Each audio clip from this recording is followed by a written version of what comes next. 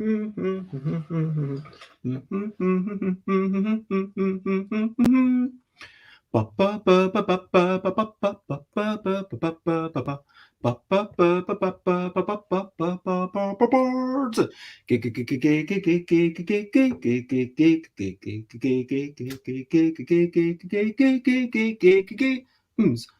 games, boards games, it's what I'm talking about. Boards games, boards games, I'm not gonna shout. I am starting off the streaming with a little bit of singing, and today I'm talking about the game which you see here. Its name is Flea. Flea is a game by Friedemann Friese. That is not how the name's pronounced, but it helps me rhyme me. Board games, it's what I'm talking about. Board games, I'm not gonna shout. Hello and good afternoon, good morning, good evening, good whatever it is, wherever you are. I hope you are well. And this is episode 305 of the Busy Beats and Board Game Blether. Now, what I'm doing today is I am going to be reviewing Flea, which is I don't actually know how to pronounce Friedemann Friese's surname, but anyway, this is a puzzly co-op solo game. I played it on stream a while back. It took me 2.5 hours. I'm going to talk about how I got it. I'm going to talk about the position of Flea in the wider gaming scene. I'm going to talk about the nature of teaching games. I'm going to talk about fast forward. I'm going to talk about legacy. I'm going to talk about all this stuff and have a big in-depth conversation. I say that this is a review, but this is basically a big rambling blether, and I wish I could get this pole to stop swiveling, but maybe if I put a tiny thing there, would that work? Okay, wait a minute. Did I press a button? And yep, I think I pressed a button and made it all mess up. But hello. Anyway, it is lovely to see you this morning. Bones John, thank you for joining me, and I hope you are generally well. So let me take that off to the back while I sort it out. There we go. Sorry about this. For those who are unaware, this is a live stream, and occasionally I have technical issues because my phone keeps going onto voice control. That isn't great. By the way, if anyone wants a book about Flash 5 programming, then let me know, because I have no use for it anymore, and I really should have gotten rid of it by now. But before I start talking all about Flea, just for 10 minutes, and so if you're watching this on YouTube after the fact or Board Game Geek, then please skip ahead like 10 minutes, but just until the game comes back on. So just for now, let's talk about some recent highlights, living life and seeing the sights, recent highlights, playing games and other delights, recent highlights. So yeah, what have you been up to? And I hope that, if you're watching live, then let me know what you've been up to. If you're watching this after the fact, then think in your own mind, hey, what's been enjoyable recently? Bones John says, I had my COVID jab yesterday and all I have is a bit of a sore shoulder, so it's all good. How are you? Oh, thank you for asking. I am generally well. I've got my bottles of water, as you might have seen if you've watched this live. This started about 6 minutes late. What I have been up to, I have been playing I taught my mum and dad a wee bit of Lost Cities. It's the third time they played. Basically, I've got a sealed copy of Lost Cities, and the question is, should I sell it or should I give it to my mum and dad? Would they actually play it? And I want to teach them this 2-player game that they might play together. The other thing that I got to play is a bit of Biddabell. Biddabell is a game that Alex and Xate designed for the LDEC. It's mutated quite a bit. Our latest change is that the scoring is based on the last 3 cards you've got in your hand. So you start off just right from the start, you're thinking, okay, what do I have 3 of? Do I go hard down that, and then maybe you've got 3 of one thing and 3 of another thing, and then you say, okay, I'll keep my options open going for one of these 2 things, and at the end, what's in your hand, what's left in your hand is multiplied by what you've collected in your, let's call it your tableau or your portfolio. Yesterday was a big day. I also got 2 quite expensive books. I've got Usagi Ojimbo, the Saga edition. I didn't realize that these were actually signed, which is really cool. It's really nice. Might put them down because my hands are just getting sweaty. I've been already read most of this one, and Usagi Ojimbo, it's just so good. It's honestly the biggest joy in my life right now. What else? So yeah, I started, I've been reading through all my old books, and just honestly, once I read this again, I'm going to give it away. So at some point, if you want some old books, maybe you want this, which I got from UK Games Expo 2011. If you would like this, let me know. If you would like.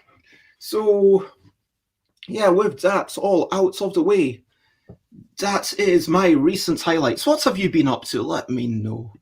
Now, questionably quick questions. Where am I? What time is it? It is UK, Glasgow, 10:11. So, let's make it about Flea. Let's bring that up. So, questionably quick questions. What is this game? What is it called? It's called Flea.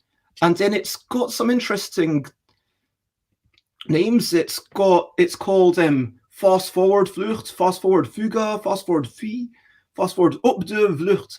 And the last one, No Arusu, means something no Arusu means Alice in the Green Kingdom, which is quite an interesting one. Who made this one? Well, it was by Friedemann Friese, of course, and as you can see on the back, there's Henning Krupke, who's always helping out Friedemann, and Harold Dieske. This is the third in a series of Fast Forward games, as you can see by the number 3 on it. This was released in 2017. And hello, Bubble on Halls, thank you. I hope you are generally well as well. So what is this game all about? Well, when you open it, actually, I should have maybe set it up so that, let's take a step back. Let me talk about learning games. Let me talk about the nature of, just learning games. And so, it's always a bit of a pain in the posterior to learn a game, isn't it? It's always a bit annoying. You've got this game, you want to, as we here, if you're watching this, you're probably an experienced board gamer. You probably learn a lot of new games. I was playing Bidabel with my mum and dad last night, and then they said to me, hey, we've learned so many new games in the past week. We've played like 4 new games. And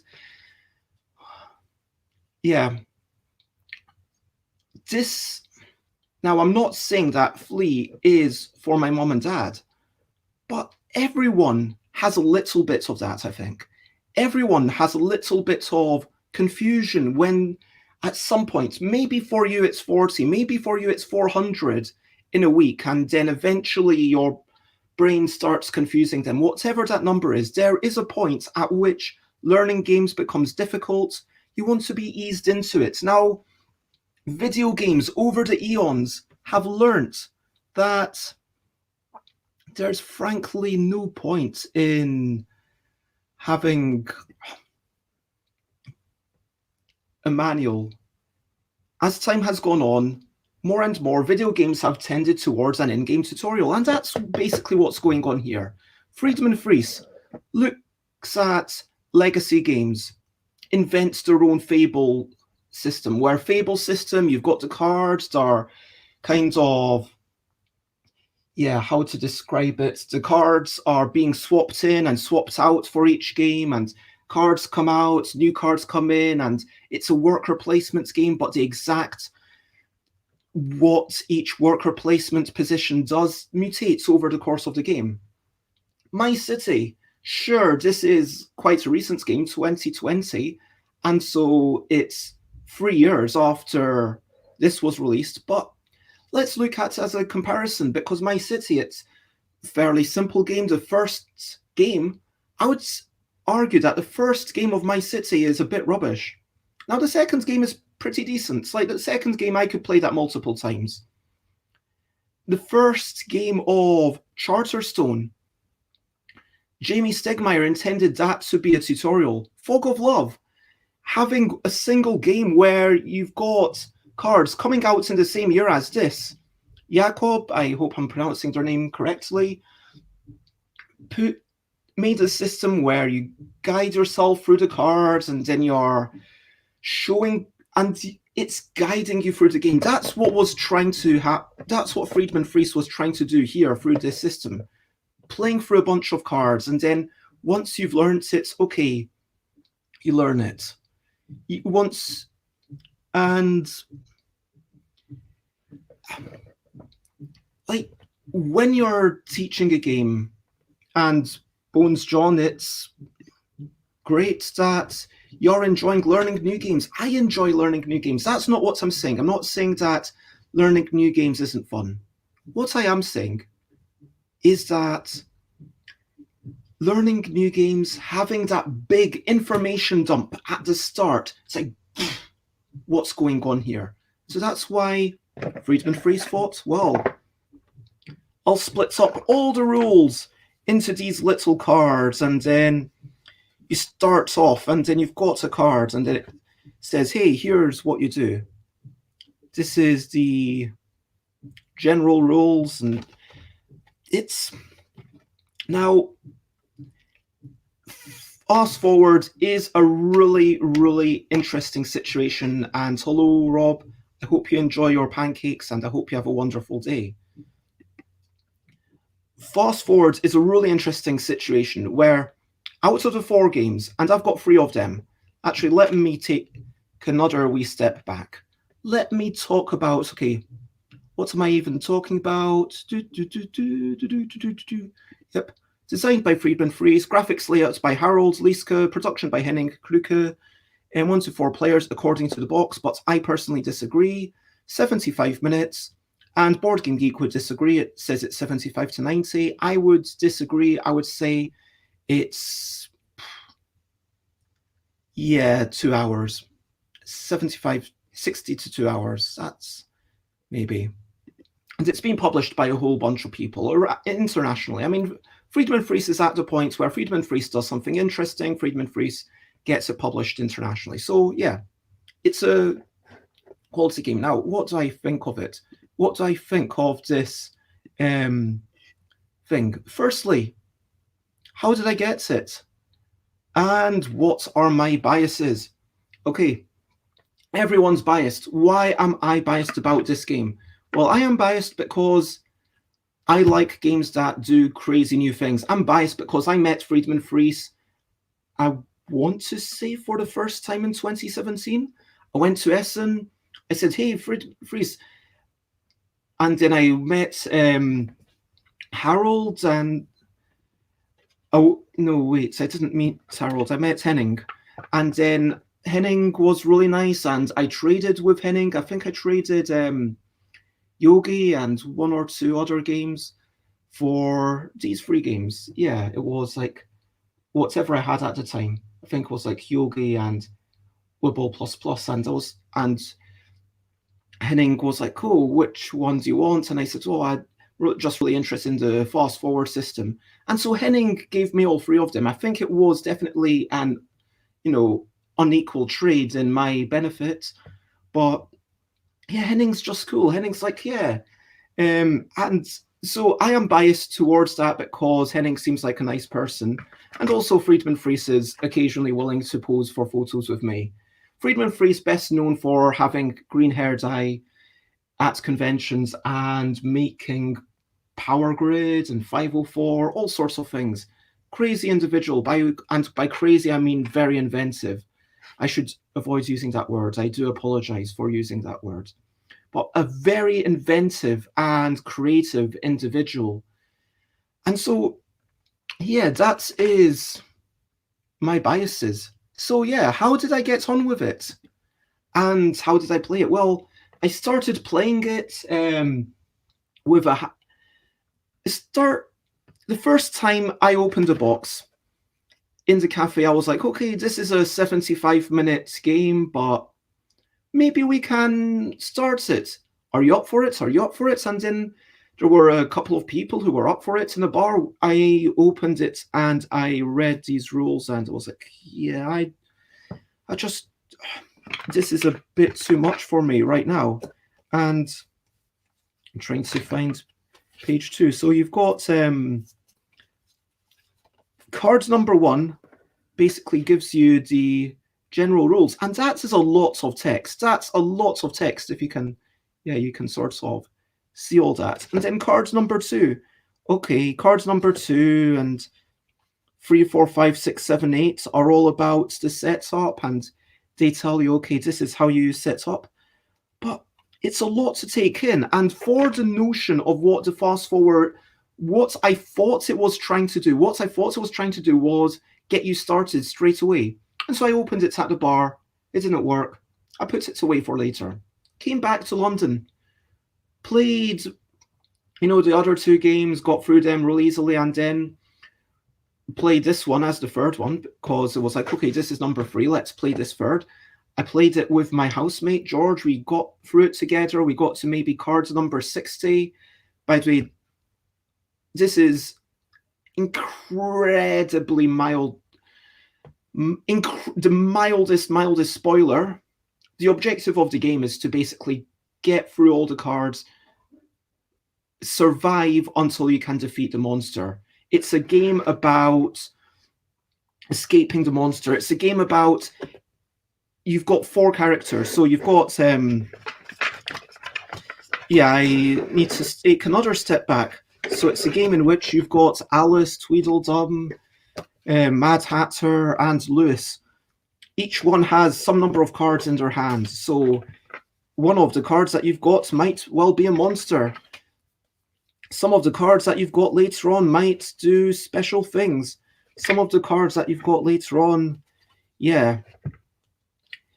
And you're going to try and change the turn order and skip people, because if ever you start the turn with the character who has the monster, then you lose. And so that is basically the entire game. It's about card play. It's about thinking which character should take which card. It's thinking about which card should be played. That is it. It is a fine, fine game. And hello, Legends. Lovely to see you. And yeah, so Bones John says, I'm learning Carnegie on Board Game Arena, and I have to admit I'm finding it overwhelming. I mean, this is it. Fast Forward is a great system for breaking things down. This, and let me take this camera off for a moment, Fast Forward is incredible for kind of saying, hey, here's a little bit of information, and then we're going to, but what kind of player are you?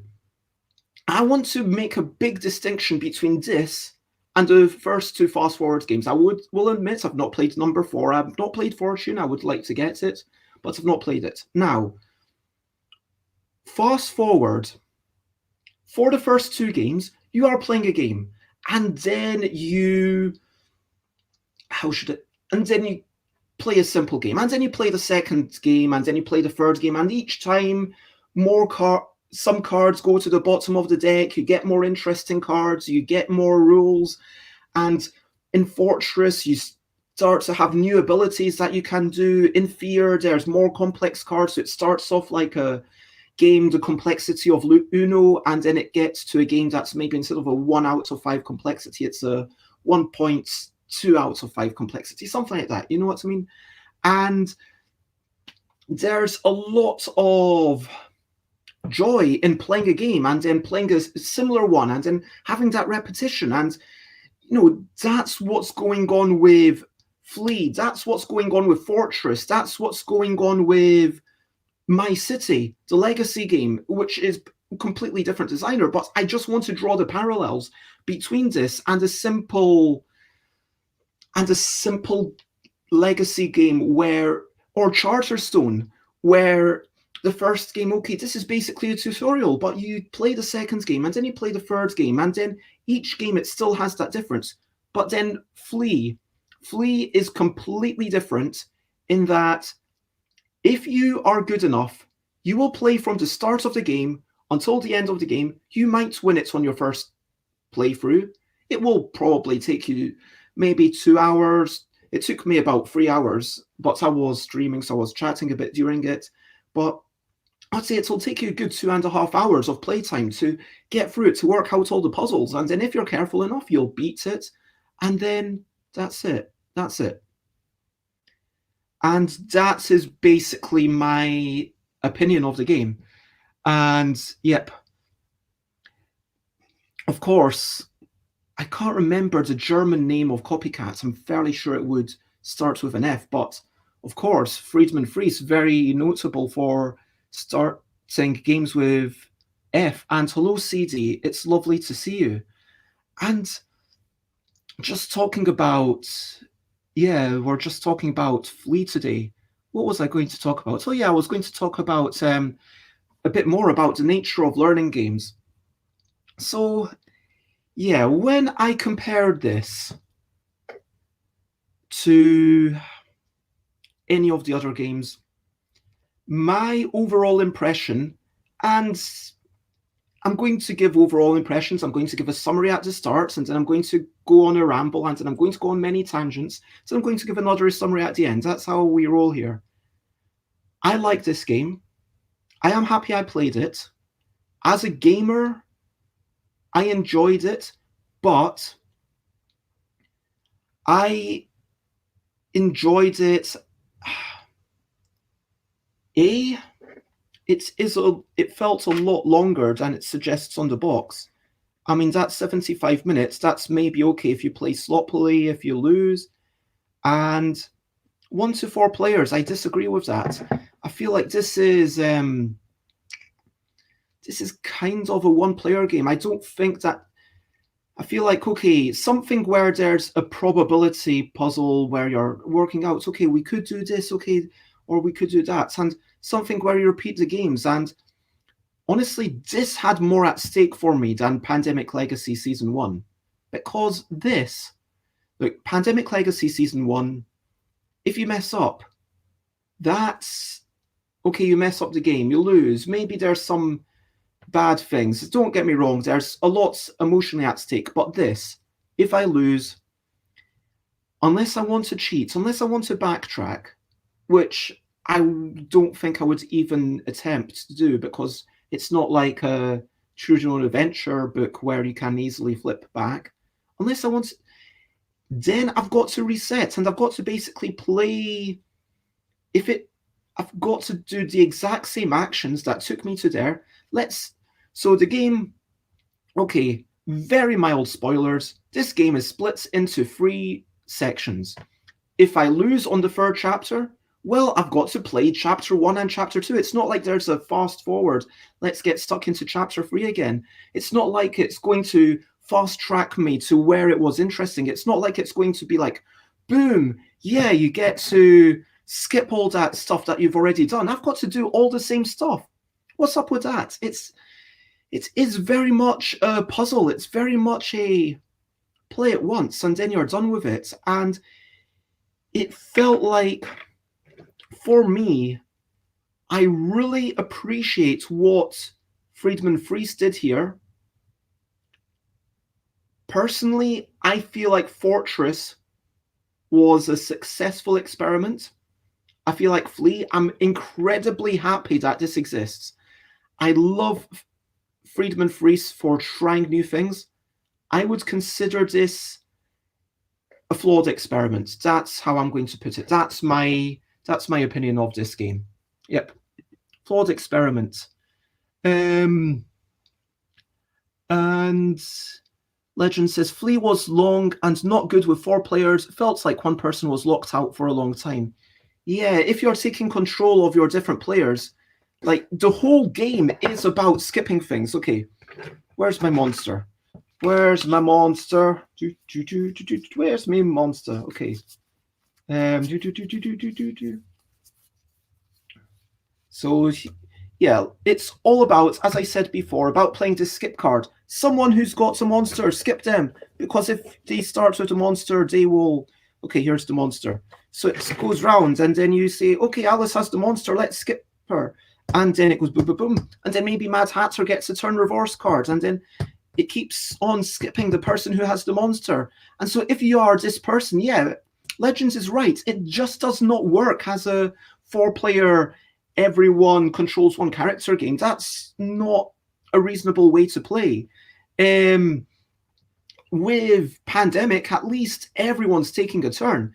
If you're going to divide, if you're going to claim that this is a 4-player game because there's 4 characters, why not claim that it's a 5-player game? I mean, frankly,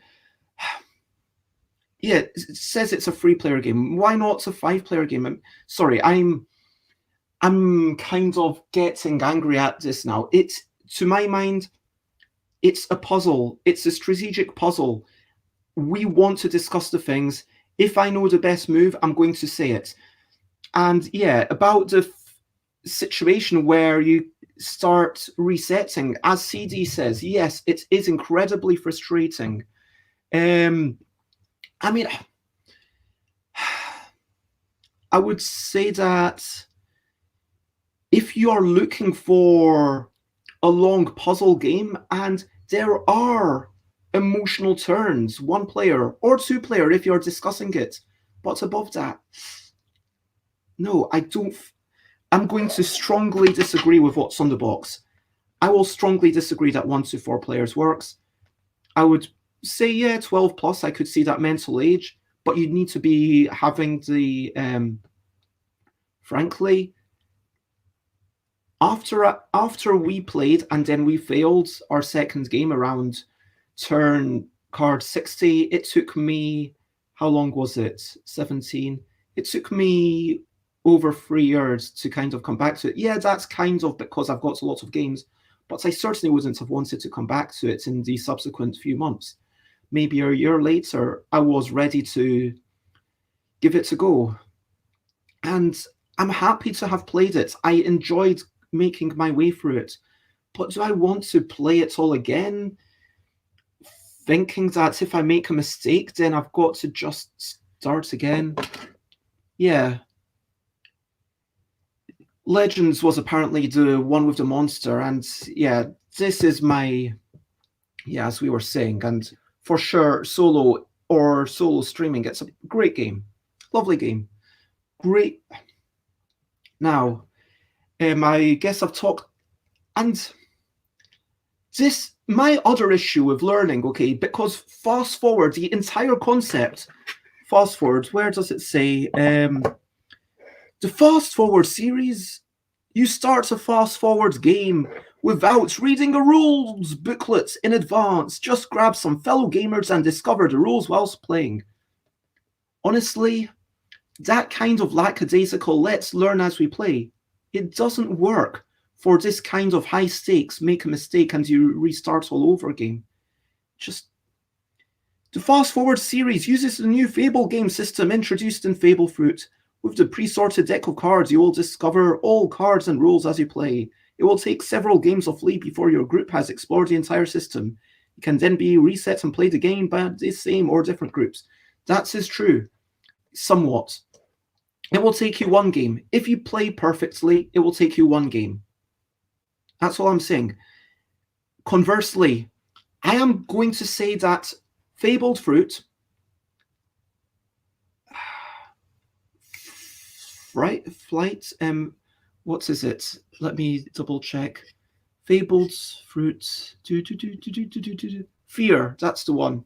Fabled Fruit, Fear, and Fortress were really good games. Fabled Fruit, Fear, and Fortress I don't. If you like the base game of Flea, which I don't, then you will probably really dig the way that it's used in the fast forward system. You will enjoy the fact that, hey, it's a bit more whimsical. It's a lighter game. We don't need to worry about the rules. Okay, we know the rules for this one game. Well, and then maybe 1 in 5 games. Whoa, mid-game rule twist. Hey, here's a new card that you've not seen before. But it's still the same basic structure. With Flea, this is a cooperative / solo game. You don't even know how you're going to win. I mean, frankly, I see that as a shortcoming.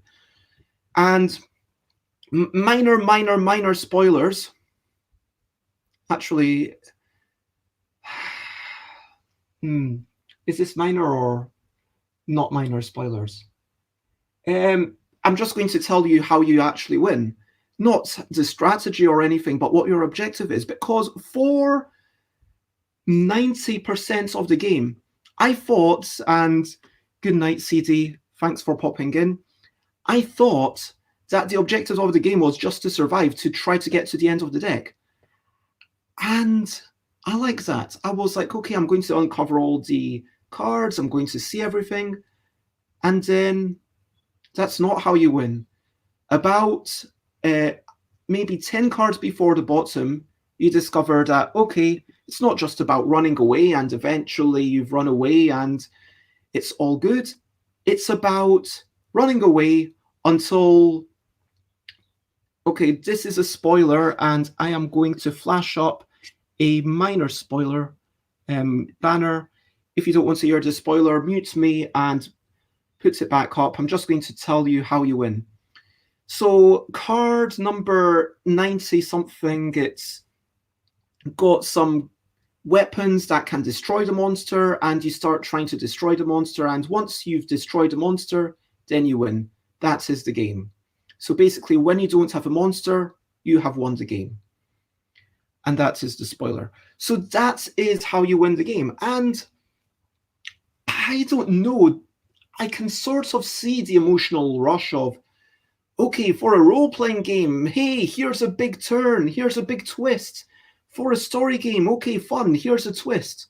For individual games, hey, here's something that you're doing differently. But look, My City, this is not spoilers for My City. My City says right at the start, the way you win is by getting these black dots.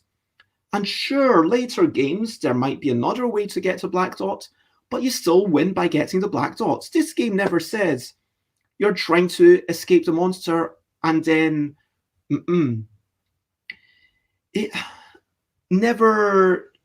And so for me, that felt like a disappointment. It felt like I would have wanted to know what I was even trying to do, because again, it's a single game for that one single, and that I think, look, with the 3 initial fast forward games, 2 of them were 15 minutes. This one, according to the box, is 75. And I think it's telling that Friedemann Friese went back to the 15-minute format. It clearly tells me that this style of teaching as you go, it's best with multiple games. And Friedemann Friese managed to do it with, okay, here's the rules and here's the goal of your first game, and now here's some new things for your second game, here's some new things for your third game. Okay, surprise card.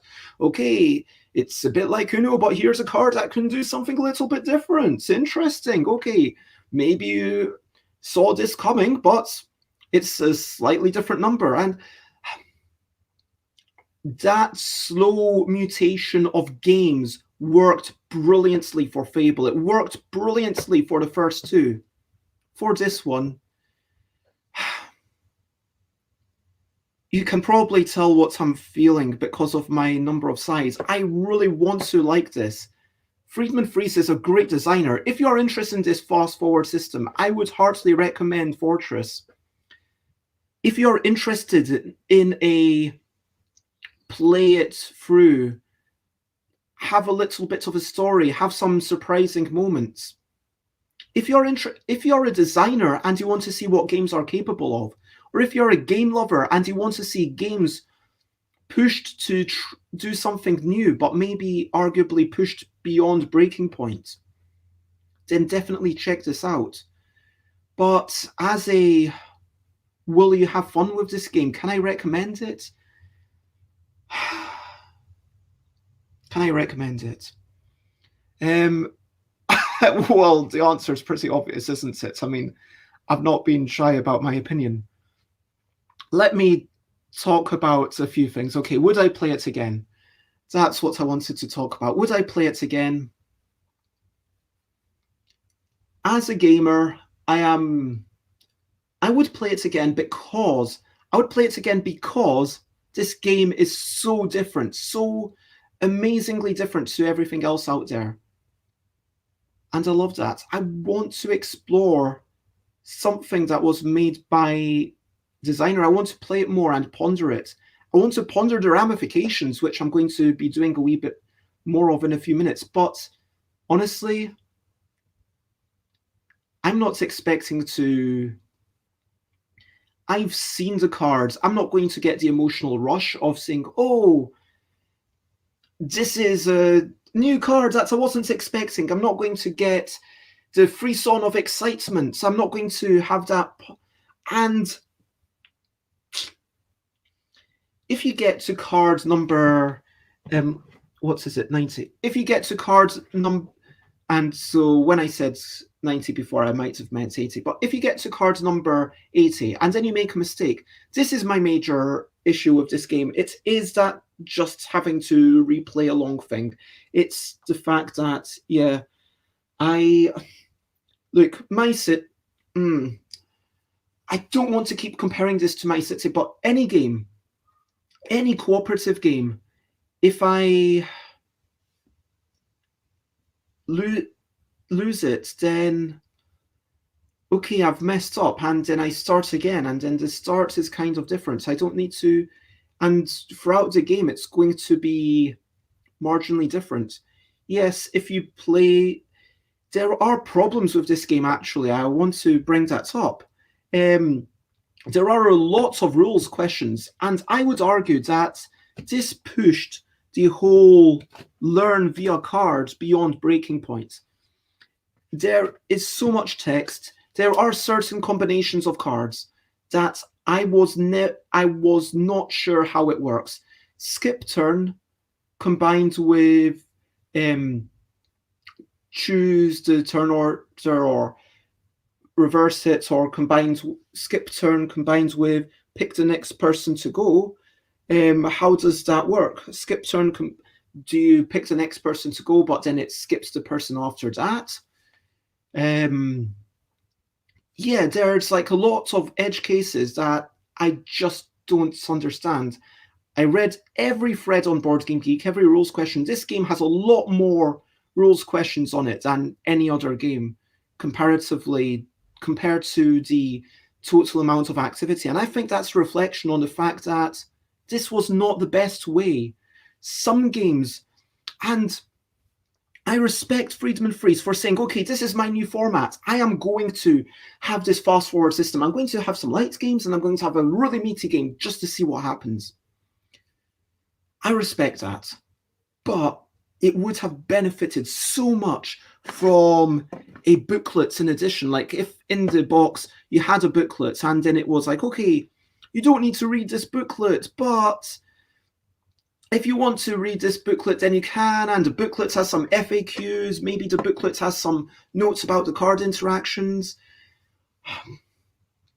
There are so many questions that just never seemed clear. And I'm going to do my quick stretch, side to side. Quick stretch side to side. I'm standing up, so I don't feel the need to stretch so much. Legend says, I can't recommend it unless you're a Friedemann Friese fan and want something different, because Friese is a board game genius. That is basically it. Don't buy this game thinking, okay, it's going to be something fun. Don't buy this game thinking this is a nice...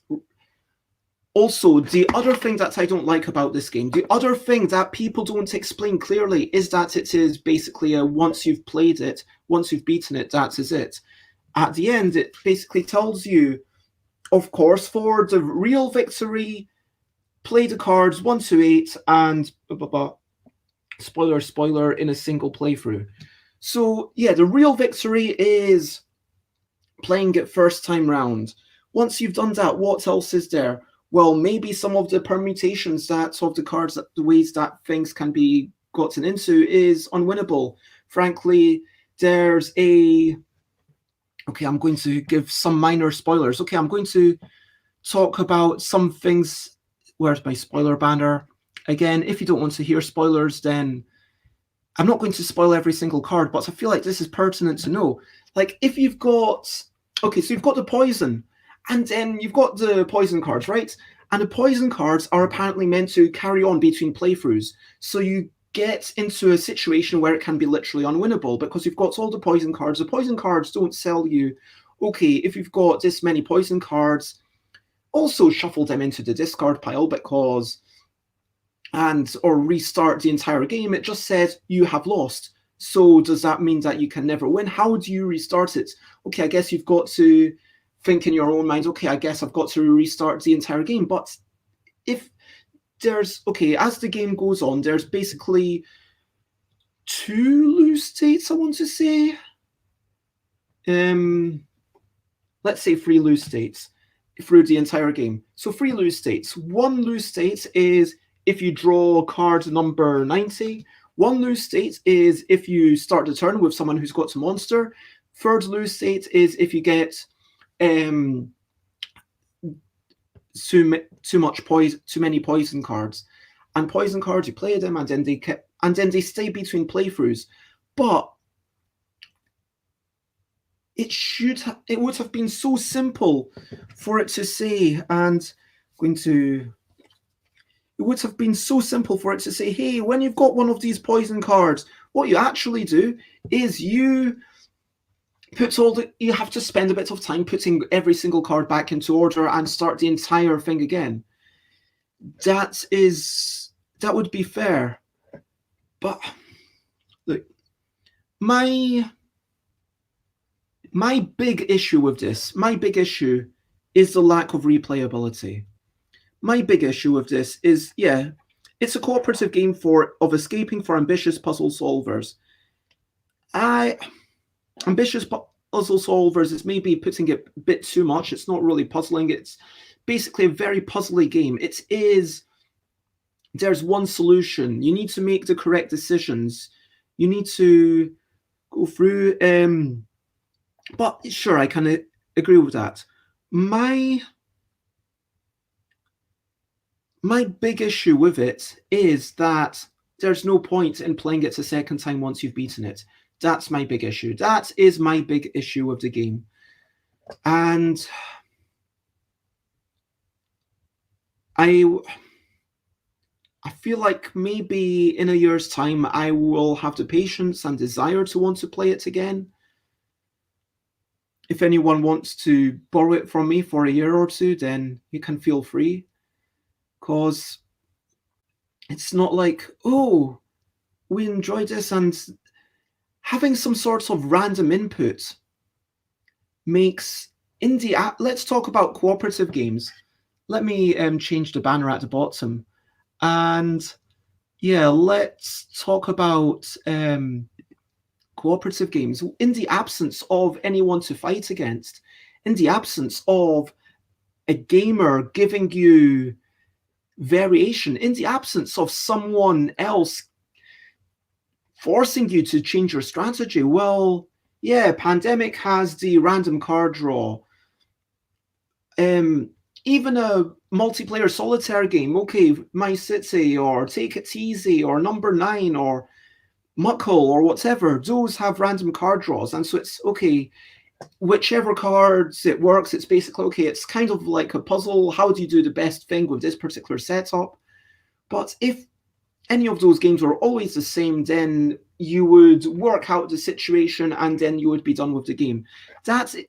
So to me, basically, it's not just theoretically solvable by computers. It is, once you've beaten it, there's no, for me at least, there's no desire, there's no excitement to go and play again. There's nothing, oh, at this point, shuffle these 2 cards and see what comes up. There's no chaos. There's... What it is a tightly scripted story, puzzle, adventure. And if you want to let Friedemann Friese take you on that, then do it. If you are interested in that. And I'm not saying that this is a bad game. I am quite a critical person when it comes to things that I love, like board games or anything. Legends played this game about 5 times one night at a coffee shop with 4 players. By the 5th game, I was like, are we playing something else tonight? And yeah, I don't have anything more to say on that notion. Let me see what's other banners. Did I value my experience as a gamer? Okay, this is a different question. As a gamer, even though, and this is a critical thing I want to say, even though I would not play again, or no, I'm not saying I would not play again. I'm saying that right now I have almost no desire to play again. There's a subtle distinction, but yeah, there are some games that are so bad that I would not play them again. I'm not sure I want to mean, or that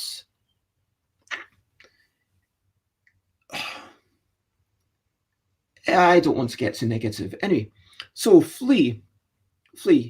I have little desire to play it again, but I loved playing it. I loved that experience of going through. I loved having the monster and then having the obvious thing of, yeah, obviously you're going to skip the person with the monster.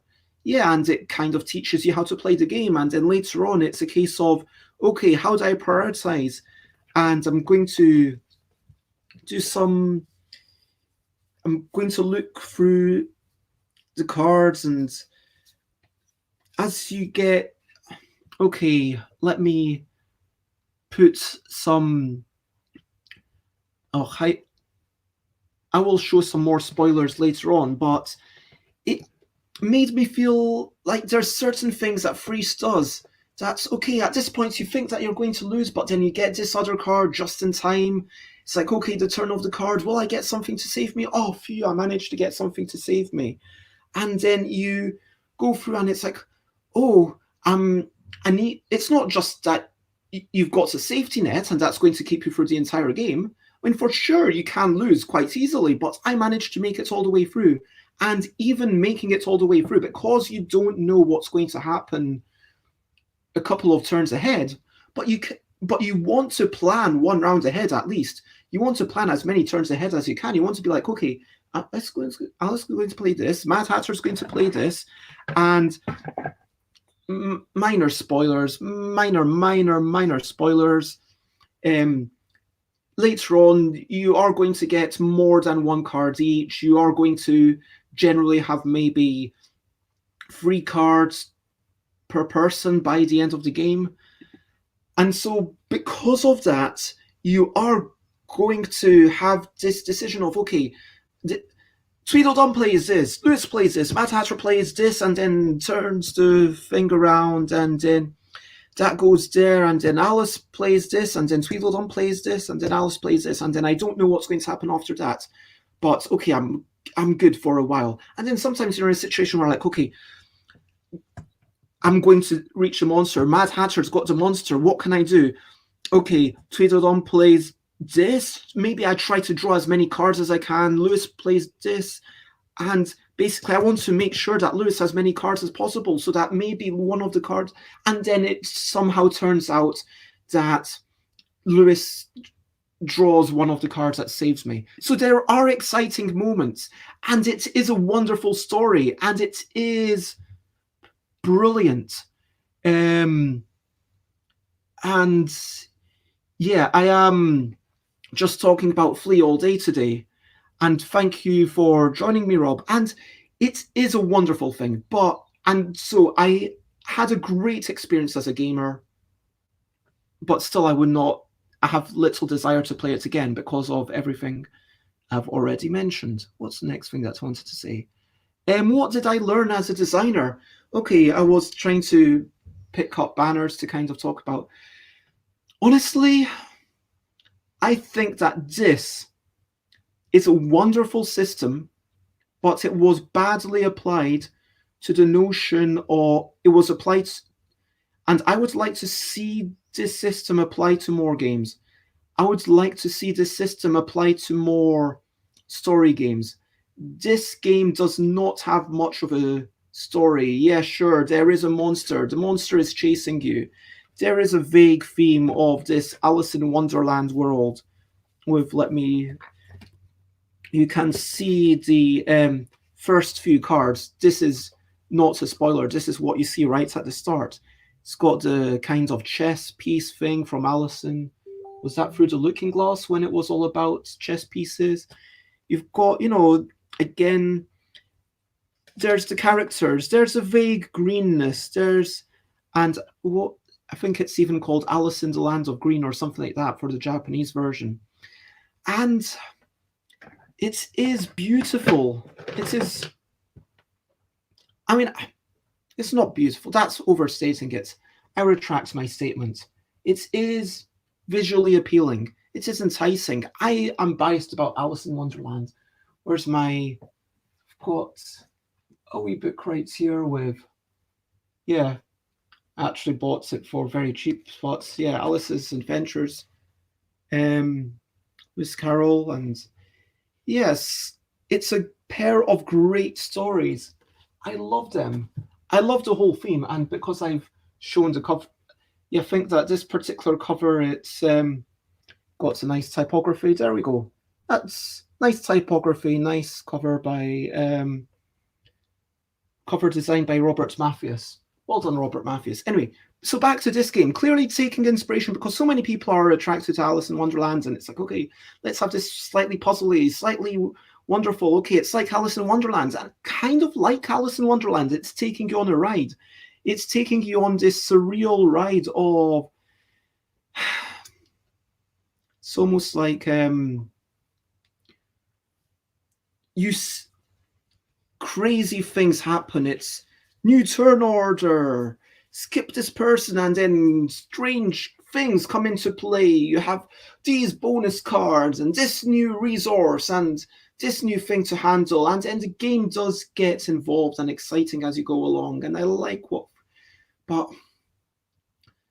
if this was applied to something more akin to a story, I would like to see... I know they already exist, but I would like to see more choose your own adventure books that are kind of like card games, but not choose your own adventure books that are presented as turn to card number whatever and then play this wee game. I mean, if this didn't have so much of a puzzle, and if it were a story about characters going through navigating this forest or something, so it's a cheap game, maybe it's £9, maybe £9. And then if it had pretty artwork, and if it was okay, something like Alba, where you're not Alba, but I don't know. It feels like there's something there. It feels like it feels like there's definitely something to be explored here, and I would love to help this area be explored. This, to me, as a designer, is super bleeping exciting, and I would like to investigate this a wee bit more. And yeah, I think that is actually the end of my... Was there any... I will address the comments, but yeah, that is that. I have nothing left to say about the game without major spoilers. So I will answer all the questions and then I will give all the major spoilers. So firstly, comparing it to Fortress, just to recap, actually, yeah, I've played Fright. Let me double check. Fear. Sorry, it's Fear. I've played Fear. That's very simple. It's like kind of Uno plus, and then it keeps changing. It's a lovely game. Fortress, slightly more complex than Fear. I really love that. Fortress is my favourite of the three. Fortune, I have not played yet. I would really like to. And yeah, Flee, it just does not work. Yeah, Fortress, of course. And so yeah, let me do a quick recap. Yeah, this just does not work in the same way because it's one long game. At the same coffee shop, Legends DM finished Lord of the Rings Journeys into Middle-earth, which is crazy because how huge a table presence it takes. We played Thunderstone Quest and Eon's End at the coffee shop. Well, that sounds like fun. And yeah, all of those games, I mean, Thunderstone Quest, and only one of them is a co-op game, but like Lord of the Rings, it's not my favorite co-op game, but that's the one by Knizia, like really old co-op game, right? Like that's something that you can replay. This has no replay value. That's what I'm talking about. And this is a question, like, should a game have replay value? How important is a game to have replay value? And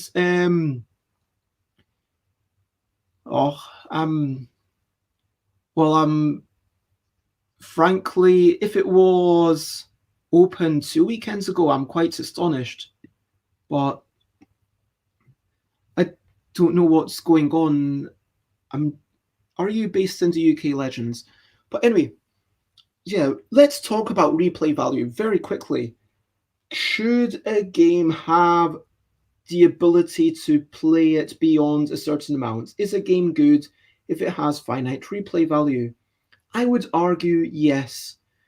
I mean, look at Matthew Dunstan's work with some of the adventure games, and I want to say that's with Ravensburger, Cosmos. I think it's with. I'm sorry, people, but you know, the whole room escape stuff and the whole adventure stuff that Matthew Dunstan's done, and the whole, okay, I mean, frankly, let me, like Citadel of Chaos, let's be honest. If you consider this to be a game, once I've beaten the Warlock of Firetop Mountain, I am not going to be playing it again for several years. I'm not going to be rushing back to enjoy it. It's like a book. I keep books because I know that in a couple of years I will really enjoy reading them again. This time I came up and I enjoyed reading Usagi Yojimbo so much. I mean, sure, I know I'm talking about Usagi Yojimbo a lot today, but come on, how gorgeous is this book? And the point is that I was willing to spend a lot of money on this heavyweight book with incredible artwork, knowing that I'm probably going to be done with it. I'm going to consume it, and in terms of an cost per hour, yeah, it's a lot more expensive than a lot of other things. But expense isn't. When Legacy games came around, people were arguing, oh my god, I can only play Pandemic Legacy about 12 times and then it's done. What's up with this? Oh, I can only play Risk Legacy this many times and then it's done. What's up with that? And people were... Now, I have a separate issue with Legacy games. My separate issue is the environmental impact, that I can't pass it on to someone else. But I think it was because of that and because of the escape room thing coming around the same time. And when you look at, experiences are worth paying for. And I think that a good experience, whether it's Secret Cinema, which, to be fair, I could not afford, but I got a free ticket because I used to date someone who was one of the actors for Secret Cinema, and it was amazing. And if you're a bit more affluent than me, yeah, pay your like 3-digit sum, which is kind of crazy to my mind, and then play that thing. Or Exit, you buy it and then you play it and you enjoy it. Or the adventure games, or the fighting fantasies, and it goes into books. Okay, the books, okay, maybe got you've got this thing that you might enjoy reading in a couple of years. Arguably with a game, it could be the same way. That with a game, maybe people might have libraries of games that they know that these games are usable. They know that these games, okay, I've seen all the content, but having that journey, having to make those decisions is still interesting. And then you wait a couple of years and then you've forgotten the exact decisions you made, in the same way that you forget the exact way that Jane Austen described a conversation between two individuals. And Jane Austen's language, oh my God, that's so good. But yeah, it's... And like here, like Legends talks about Detective Charlie, where here's another not replayable game. Sherlock Holmes, Consulting Detective. You don't hear people saying that that's a bad thing just because you play through it. But I think the key thing is that I wish that this game had said on the back that this is a one-time game. And it doesn't really describe that to me. So that made me slightly sad. I mean, again, bear in mind that I traded for this game. I am biased. I don't want to disrespect Henning. And I am very, very grateful to have this game. And if this game were, let's say this game were, what was it actually priced at originally? If it was 10 quid, then I'd be like, yeah, it's like a thing, you play through it, and maybe you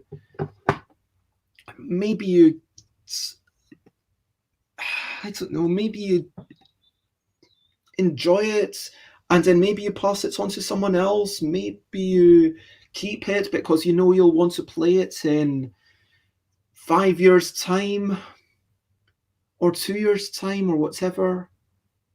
Like building up your own little life. And I would love this space to be explored more. That is all I've got to say. Yep. I am going to now do the heavy spoiler parts, so if you don't want to be spoiled, then please, yeah, say goodbye. But thank you for watching, and hopefully this has given you more than enough information to decide whether you want to play it, whether you want to buy it, what kind of game it is, whether you want to see more games like it. And so this is now my heavy spoiler section.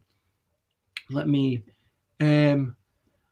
unrepentant spoilers.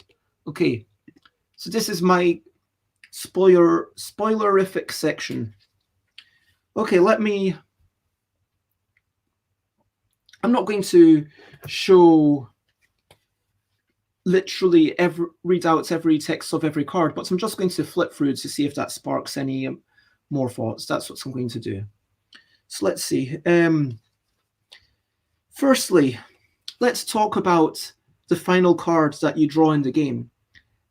This is such...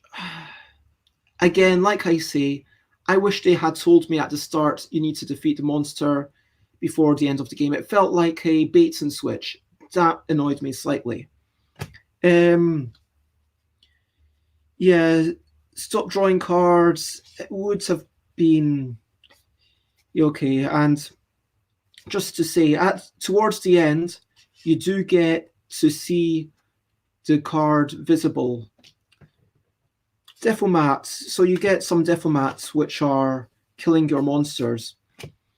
You get a second, third, and fourth monster towards the end to try and help you to make things more difficult to get a second monster before you can even start killing them.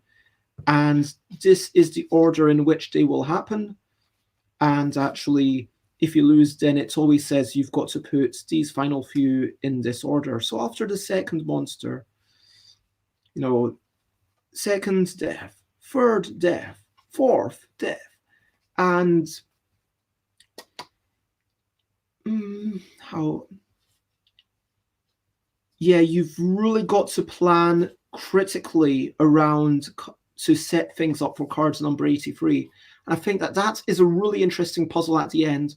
But again, the fact that it takes so long, so many cards to play through it, it doesn't feel like an exciting puzzle. It doesn't feel like, oh, here's a crazy cool thing that I got to do. There are some interesting effects for sure as you carry on.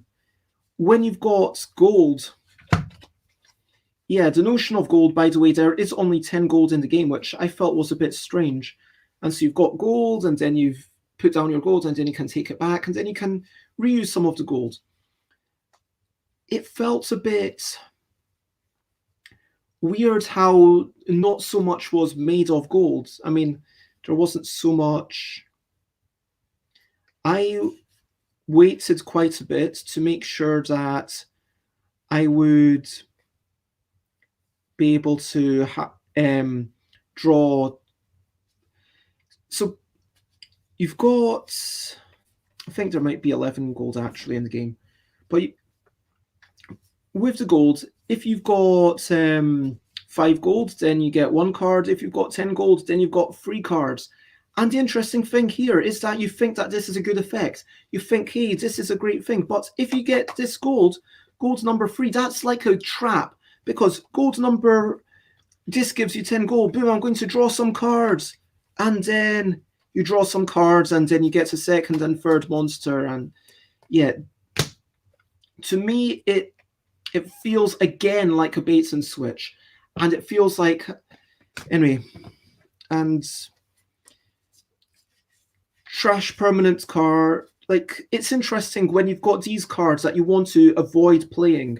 It does start becoming more difficult with the poison. That's if you've got 3 or more poisons. And destroy the bonus, that's something that's nice that you probably don't want to destroy.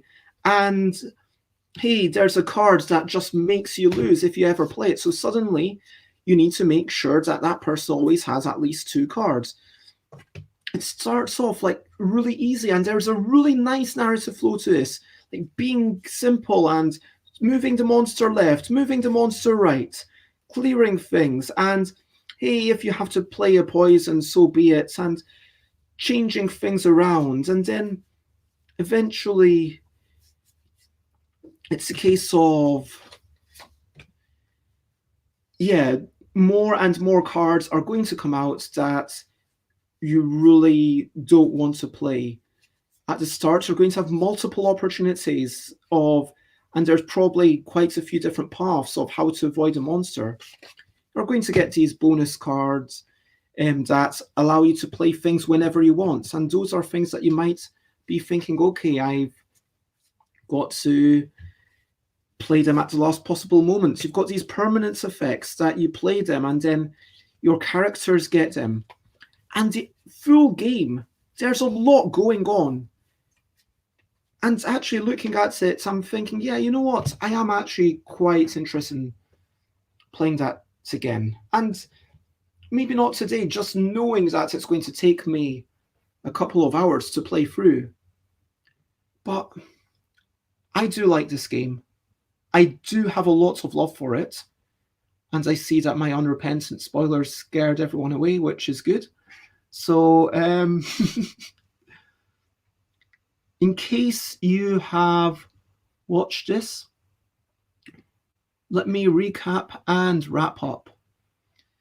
And so, yeah, thank you, everyone. Yeah, Flea, good game. Wait, Flea, good game.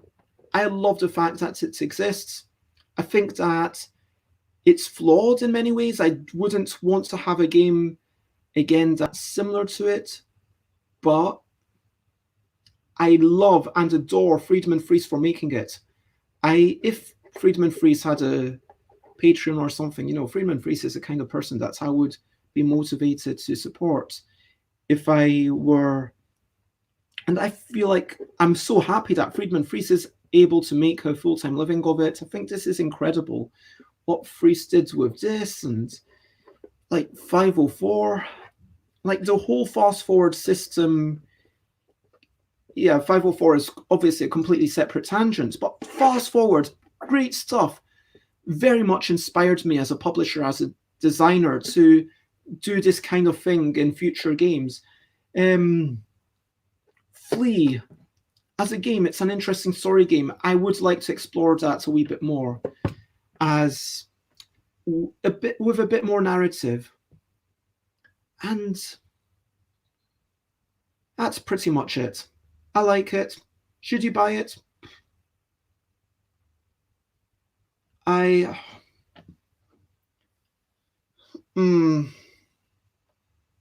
It's really hard to say, but yeah, I don't feel comfortable making a quick summary of should you buy it. Major positives: emotional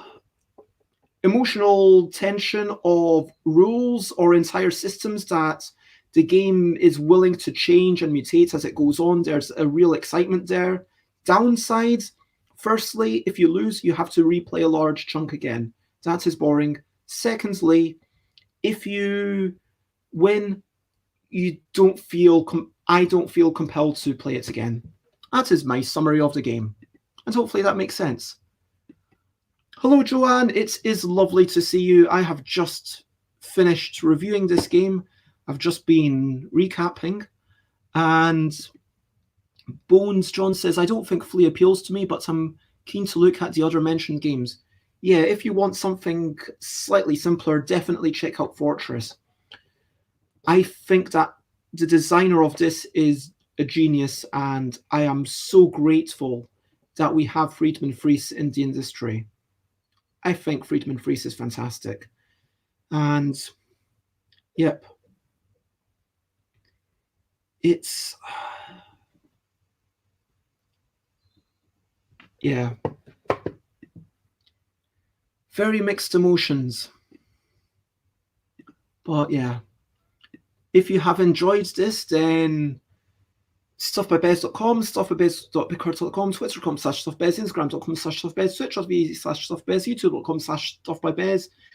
I stream every day at 10 a.m. UK time, and YouTube has all the old episodes. Stuffbybez.com/discord. Join me on my Discord if you want to ask me questions about this game, or share pictures of cats, or just talk about game design, or be part of future events. I've had some game jams and some giveaways and stuff.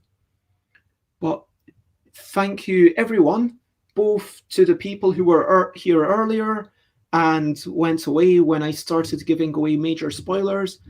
And yeah, thank you, Joanne, for popping in at the last minute. Thank you, everyone who's been here during the time. Thank you, Bones. And thank Legends, and thank you to Friedemann Friese and Harold and Henning for making this thing happen, even though I think it's a flawed piece of artwork. When you're doing something super novel and super different, you are going to make mistakes. And I think that the key takeaway for me is, let's keep making bold experiments. Let's keep doing crazy new things, even if it doesn't 100% work out brilliantly. Even if this is never going to be a game that I say, yeah, definitely buy it. It's going to be a game where I say,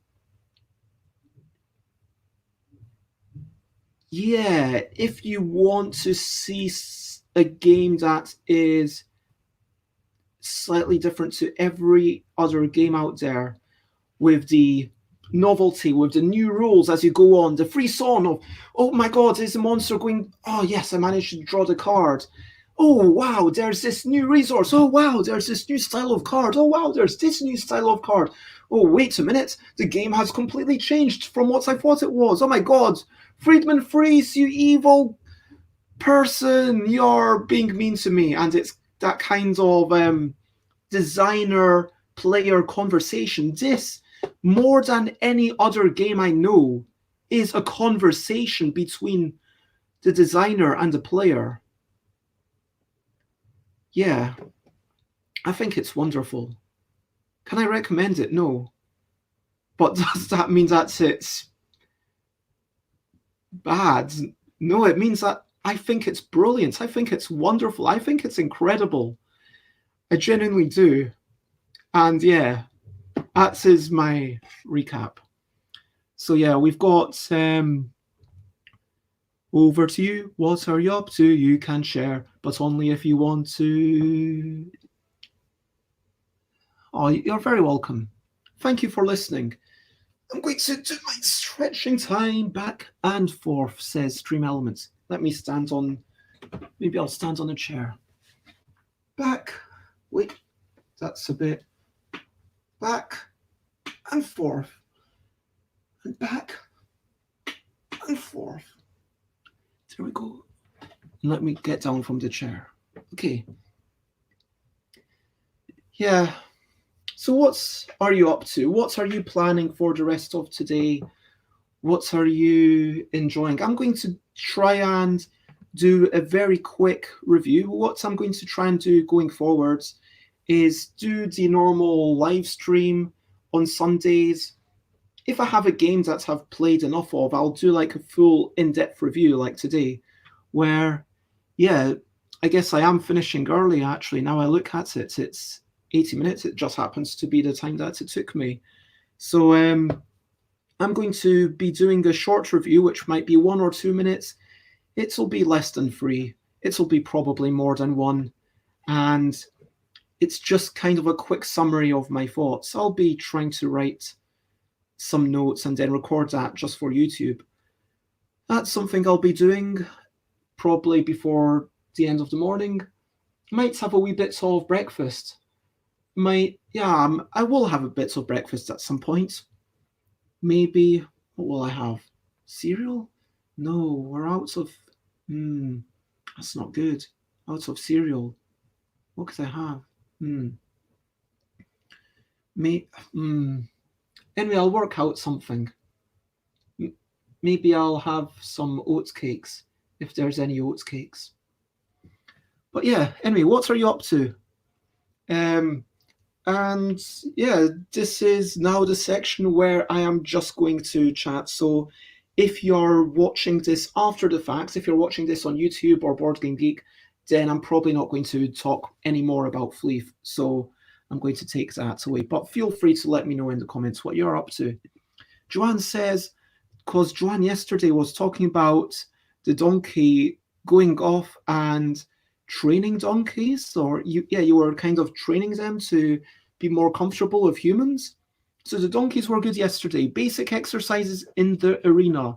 Today, not sure what I want to do. You know what I would like to do is I'll probably maybe I'll do a wee bits of drawing for the old deck. Maybe I need to finish off my X, Y, and Z. So I'll probably do the X, Y, and Z, and then I'll make a Kickstarter update. I'll probably read a wee bit, some comics. I'll read a few more books. I'm very slowly organizing through my bookshelves, and there's definitely some things I'm never going to get rid of. Some things that I might get rid of, and a couple of things that, okay, I'll probably get rid of once I've read it again. But yeah, I'll walking, drawing, reading comics, maybe playing some games. I don't know. I'm going to take it light and easy today. Might be nice to look at cookbooks and think about new food. Well, I hope that you have a good time with that. I hope. And yeah, Bones John is all about that. Cookbooks being great to spend time perusing. Yeah, I've got this. Whoops. Wait a minute. What's this? Sync parts of. That's yeah, I had this thing which was simply stylish from only 4 ingredients. I should know how it's. Yeah, I was not a fan of these. it's kind of gimmicky how it makes itself look like a box. It's kind of cool. I mean, just with the corners, but then when you look inside to facilitate that, there's a lot of sort of wasted space. And I'm going to be honest, some of them, I do actually like this. It is quite simple things, and yeah, it's an alright cookbook. I'm not going to review it, but actually, because I've shown it, it's a nice book. It's slightly annoying. I think that the optical illusion of, hey, this is a box works well. And I do like cookbooks that are like, hey, let's just give you some stylish things. I would quite like a cookbook that just says, okay, let's talk all about eggs. Let's talk about eggs. Let's talk about how to prepare eggs. Let's talk about different types of vegetables. And like it went through the different vegetables and maybe with a focus on the cheaper things. Okay, let's talk about peanuts. What can you do with peanuts? What can't you do with peanuts? How can you prepare peanuts well? How can you prepare peanuts badly? Like peanuts in cakes, peanuts on stews, and then, you know what I mean? So Bones John is going to try and figure out how to install Linux over the top of Windows 10. I hope that goes well. And apparently Joanne has a carrots cookbook. That sounds super exciting. So like a cookbook just for carrots and like how to prepare carrots well, and you know, ideas for raw carrots and ideas for cooked carrots. That sounds like lots of fun. And looks like a giant pineapple upside down cake. I don't think it is. I think it's an apple thing. So there's a photograph of some sort of apple pie. I have to admit, I do prefer books that also something which I'm not interested in the desserts which are about sugar, because let's be honest, I love desserts. I love a good cake. I love eating chocolates. I love eating fatty things, but I would prefer it if the recipes that I'm learning, when I'm putting efforts into learning how to make them, I want to learn how to make something that I can feel comfortable eating over and over. And if I want a nice cake, then I'm probably going to buy it or generally not make it myself. I mean, okay, basically, I don't think that I want to be thinking about cake all the time. I don't want to have a book that's, hey, here's some ideas with cakes. Do you know what I mean? I want to have a book that's, hey, here's some ideas with carrots, because then I read about the carrots and then that sparks the idea. That's a really cool idea. Do I have a favorite cookbook? I don't personally. I don't tend to use cookbooks, is the truth. Sorry. Delia Smith has 3 cookbooks that might appeal to me. How to Cook series, approaches, cooking the way you're talking. I like the sound of that. I will have to check it out. And yeah, carrot soup, carrot juice, carrot desserts. No, I want to know about carrots and stews, carrots, you know, raw carrots and Grand Mon, yeah, mousse cake. The most complicated thing I ever made was, what's that called? The thing that is meant to rise. You know, souffle. I think it was an asparagus. It was a savoury souffle. I can't remember what kind of souffle it was, but it turned out well. I followed the instructions. Well, and it turned out well enough. But yeah, talking about cooking, yeah, I feel like for me, if I am spending the energy to learn how to do something, I want it to be something that's relatively healthy and I can be comfortable doing more of. Do you know what I mean? Does that make sense? I hope it makes sense. And yeah, I'm quite hungry as well. I'm kind of feeling like I should, finish up the stream. If anyone else has anything that they want to bring up, then say it now. Or I would say forever hold your peace, but it's pretty much hold your peace until the next time that we get to chat. But I have been Bez. I love Flea. I cannot recommend it to everyone, but I love it. I love the fact that it exists. And it's not even being printed anymore, I don't think. Someone corrects me if I'm like, let me actually double check very quickly, very, very quickly on Board Game Geek how much it is available to purchase for. Okay, if you're in the USA, apparently you can buy it for $8. I would definitely buy it for $8. Let's see all.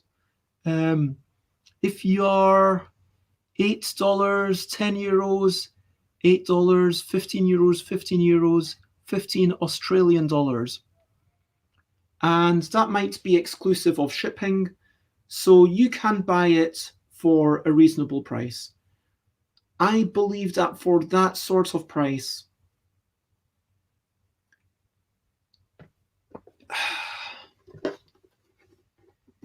again, this is my quick summary of this game.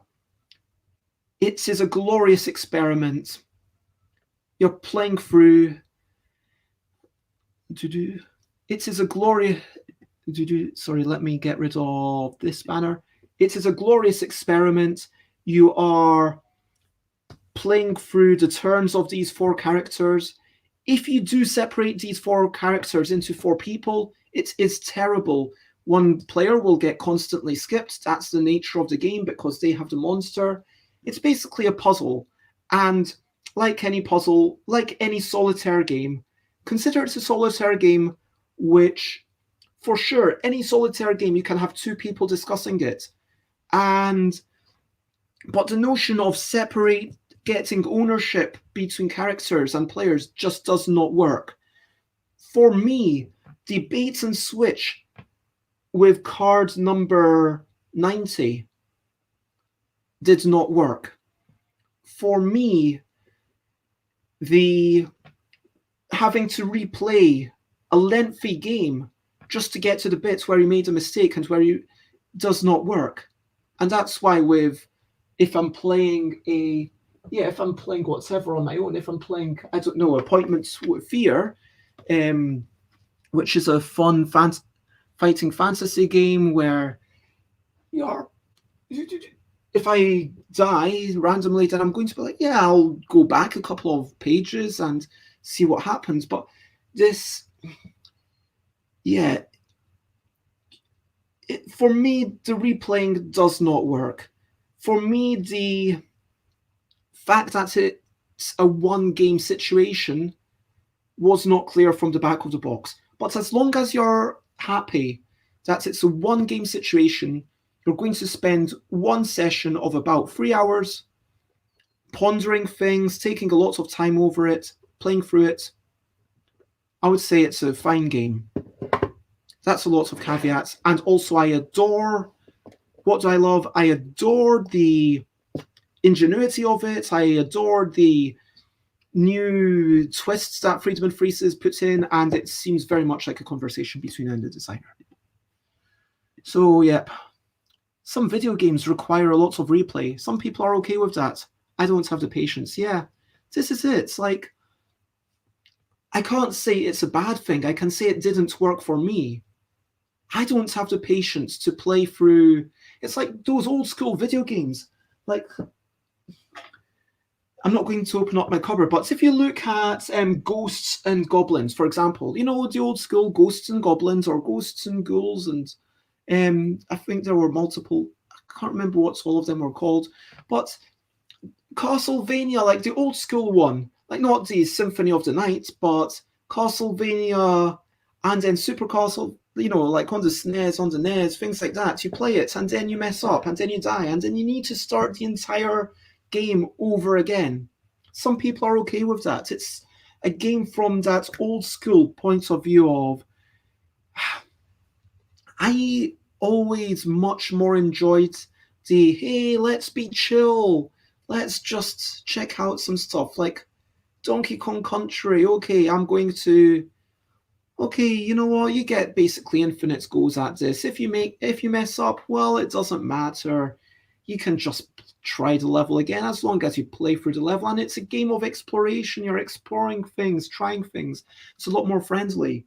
Something like, when you've got save states, if you compare, like Castlevania Symphony of the Night, when it went onto the Saturn version, and then you've got save states, and suddenly you've got ratcheted progress, which I mean, you progress and then it will never be undone. You save it, boom. Yeah, you need to make this little excursion. You've got this, okay, you need to go through this loop around the castle and you need to do that bit in a single sitting. But that might be, wait a minute. Sorry, I'm just noticing that there's a wet patch on this book. I'm wondering if there's a drip from up above. I really hope there isn't a leaky roof, but I don't think there is. Maybe this got wet at some point in the past. I don't know how. But anyway, what was I talking about? So yeah, Symphony of the Night, where you've got to do a wee bit of the loop around the castle, and then, but sure, that might take you a wee bit more effort. Yeah, for me, it's like the old school Super Mario Brothers versus, like, without the warp gates versus Super Mario 64. It's like that kind of thing. And as a solitaire game, yeah, I don't have the patience either. But yeah, I've been rambling on for a while. I just always end up rambling on because I don't like finishing up. But next streams, look at stuffbybeds.com/streams. Lots of love. If you have enjoyed this thing, if you think that this has been a good overview of Flea, then please share it.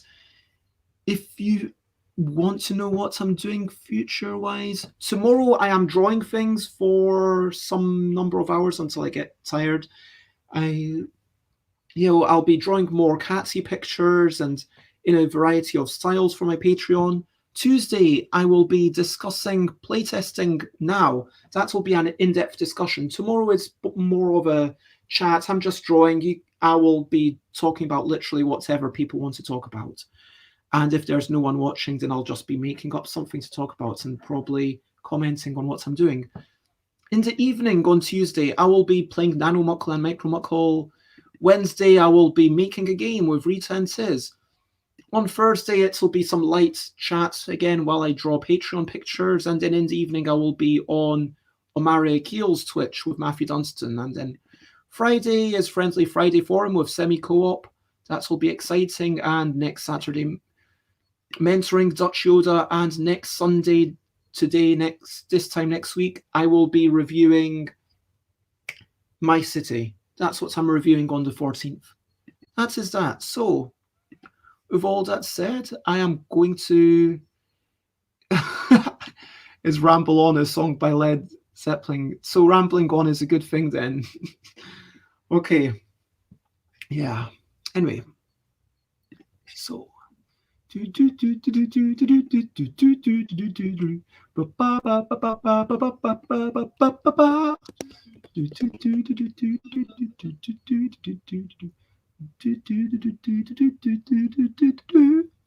Erin Shea, Lizzie Senro, Hutchinson, just trying to check out who is live.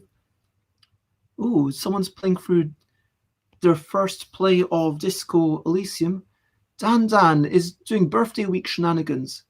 You know what? If it's their birthday week, let's go and raid Dan live because it's their birthday week. And apparently they're doing Jackbox party packs. Dan live. So if you're on Twitch, you will see me swap. And please feel free to share, to copy paste some or all of that wee thing. What is my next section? Oh yeah. All that's left to say is that's basically the end of the show. And I'm glad to hear. maybe it might have been you who introduced me to them. So for now, please go in and say happy birthday to them. And again, bye, bye, bye, bye. This is a goodbye song. Bye, bye, bye, bye. Thank you for watching along. Bye, bye, bye, bye. This is the end of the show. Bye, bye, bye, bye. And now it's time to go to goodbye, bye, bye, bye. This is a goodbye song. Bye, bye, bye, bye. Thank you for watching along. Bye, bye, bye, bye. This is the end of the show. Bye, bye, bye, bye. And now it's time to go. Bye bye. Bye bye. Bye bye. Bye bye. Bye bye. Bye bye. Bye bye.